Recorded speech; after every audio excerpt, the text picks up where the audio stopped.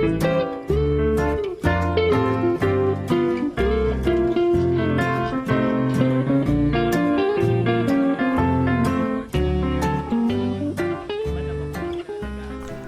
po sa kagawaran ng pagsasaka, particular dito sa Region 4A, patuloy po kaming nangangalap ng mga impormasyon at data at mga technology na magagamit namin sa pagtulong sa mga magsasaka, particular sa mga maliliit nating magsasaka.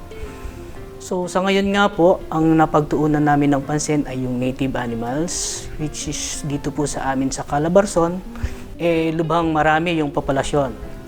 Base po sa huling data na nakalap namin sa local government unit.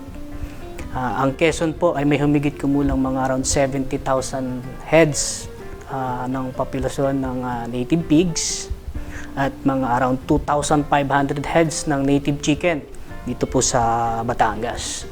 So malaki po yung potensyal ng native animals, unang-una na dahil adapted nga po ito dito sa ating klima. Kahit po sila po yung mga hayop na kahit hindi natin binibigyan ng intervention, patuloy na dumadami. Dumating po yung El Nino, dumating po yung La Nina, and yet makikita natin nandyan pa rin sila, makikita natin patuloy pa rin yung kanilang produksyon. Sa kasalukuyan po, nakakatuwa at nakakatabangan ng puso na ang native animals ay nabibigyan na ng pansin. Base na rin sa trend na nakikilala utay-utay yung mga native animals. Plus, meron pong mga dispersal program na ginagawa ang aming kagawaran kung saan ang ipinamimigay po namin ay mga native pigs at native chicken. So after po namin maibigay at mabigyan sila ng training sa produksyon, ang susunod nilang itatanong pagka dumami na yung kanilang alaga ano yung susunod? Sinong bibili? Saan namin ibibenta. So sa ngayon po, yung native pig, ang market lang niya ay yung lechon natin sa Metro Manila. Same thing with sa native chicken, Metro Manila din, which is kalimitan ang ginagawa ay tinola lang. Ang nangyayari po sa market, hindi nila naibebenta ng maganda sa merkado. So kaya po na-conceptualize namin yung meat processing. Mapalad po tayo dahil yung project natin ay pinondohan ng Bureau of Agricultural Research sa pamumuno ni Director Dick Eliazar. Kasama po doon sa proyekto yung Meat Processing Laboratory. Alam po naman natin kahit nung unang panahon ang common na ginagamit yan ay asin. Hanggang ngayon ginagamit pa rin po. So yung smoking, so hanggang ngayon po at saka yung dried tapa, sun-dried tapa na hanggang sa kasalukuyan ay ginagamit po pa rin po natin. Ngayon po, may ang makabagong sinasabi nating preservation techniques ay po pwede po halimbawa yung mga delata, pwede po ilagay sa lata, vacuum packaging. So sa atin po dito, ang ginagamit po natin ay yung vacuum packaging, tapos gumagamit po tayo ng kung preservative na matatawag pero napaka-minimal yung asin, tapos yung smoking at saka yung drying ng tapa. So yun po ang pinag-aaralan natin, ni-standardize natin kung paano mas magiging effective at magagamit ng ating mga simpleng magsasaka. So sa ngayon po, kung yung pong mga alaga nilang manok ay ating maipaprocess at ma-preserve po nila, let's say for 1 month, maaaring hindi nila nakikita agad-agad kasi walang bumibili sa kanila, pero yung supposedly ibibili nila ng pangulam ready na doon sa kanilang hapagkainan, malaking tipid na po ang maaaring makuha ng isang farmer. Base sa aming datos na nakuha, ang isang ordinaryong pamilya ay kayang gumastos siguro ng mga around 10 to 15,000 para lang po sa pagkain. 1 month na hindi sila bibili halos ng kanilang mga pangulam or yung mga baon ng anak nila sa eskwela. So malaki po ang posible nilang matipid, malaki po ang pwede nilang matipid. At ang maganda pa po dito, bukod sa nakatipid, alam nila kung ano yung pinapakain nila sa kanilang pamilya. Sila yung naggawa, malinis at walang halong kemikal.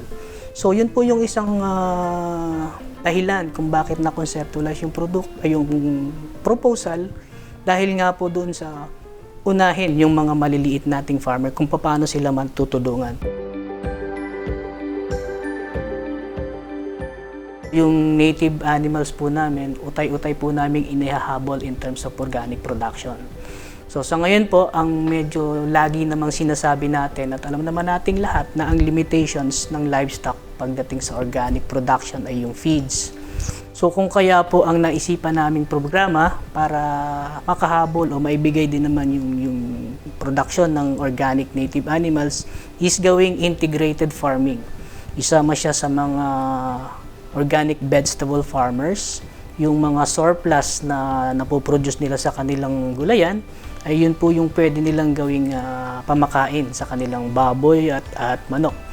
Ang kailangan lang po nilang malaman ay kung ano yung level ng produksyon. Ilang bang baboy ang kaya nilang alagaan, ilang manok ang kaya nilang alagaan na hindi sila aasa ng pamakain na pagkuha sa labas. Meron po kaming proyekto tungkol po sa development ng mga forages.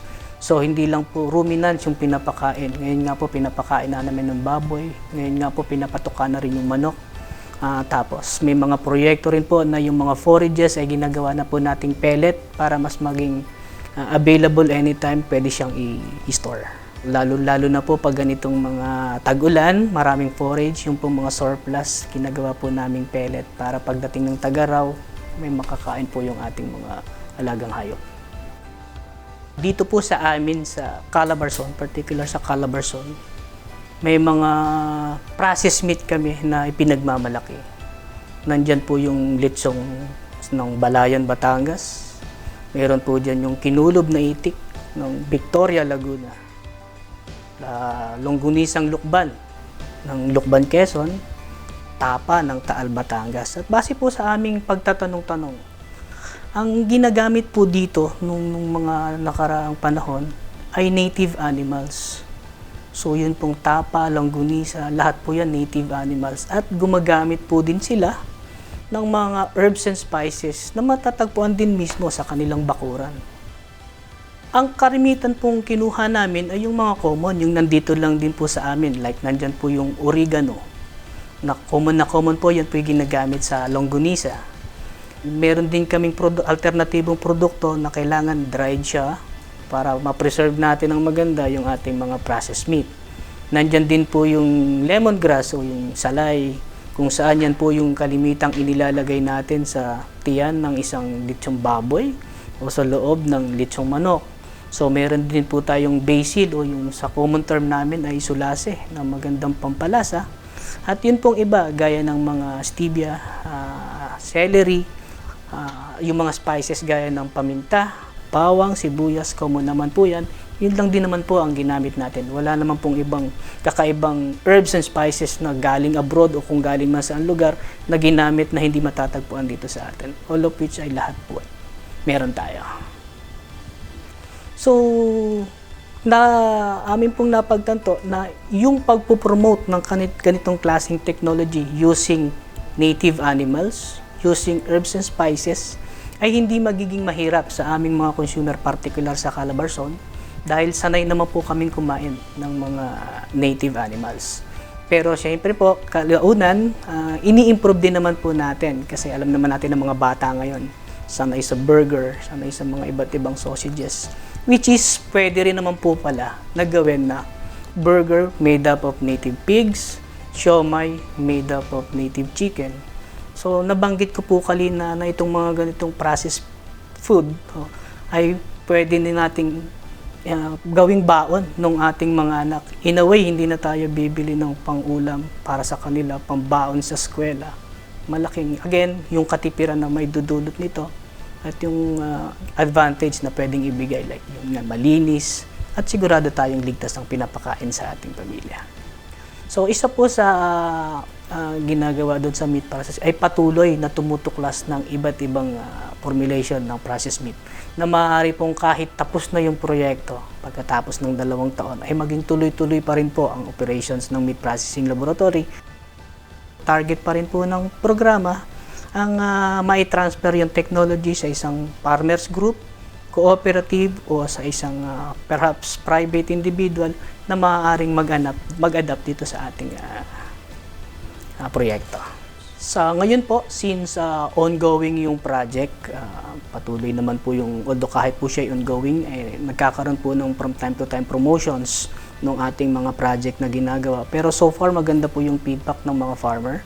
na gusto na talaga nilang mag-train. Marami nang gustong mag-adapt ng ating technology. In fact, yun pong isa naming local government unit dito sa Lipa City. Ang activity po nila ay native pig production. So nakipag-usap na po ako sa pamahalang lokal ng Lipa at willing po talaga sila na mag-training dito sa atin pagdating dun po sa meat processing.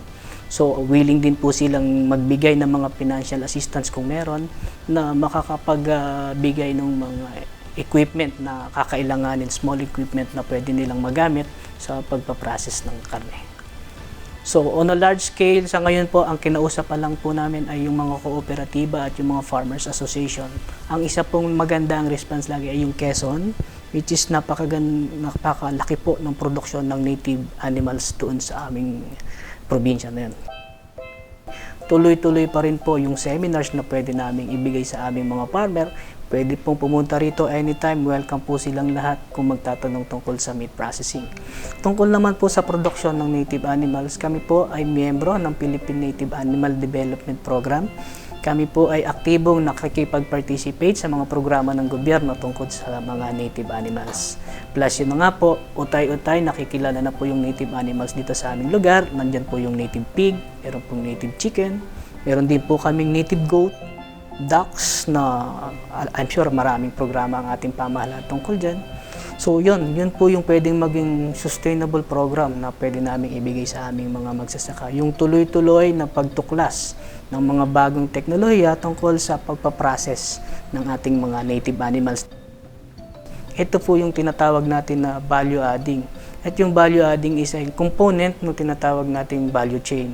Yung programa ng gobyerno na magsisimula sa produksyon hanggang dun sa hapagkainan. Hopefully yung gap dun sa meat processing hanggang marketing, mapunuan po namin. Mapunuan ng station, mapunuan ng Region 4A.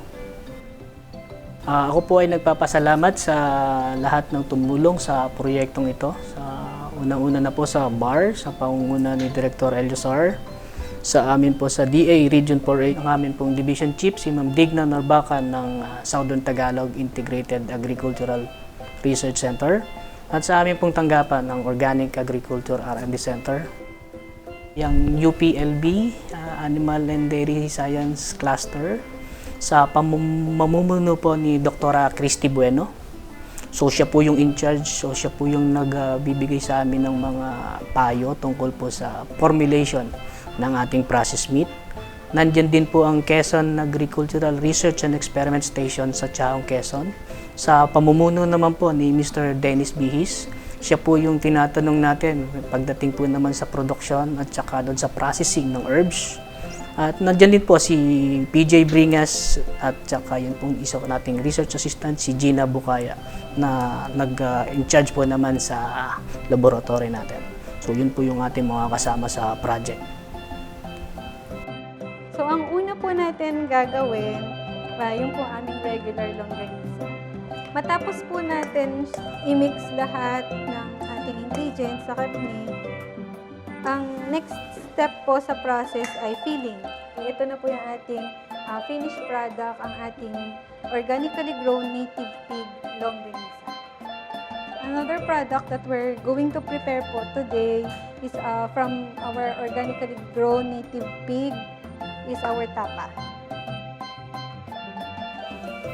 Ngayon naman po ay gagawa tayo ng tocino from organically grown native chicken.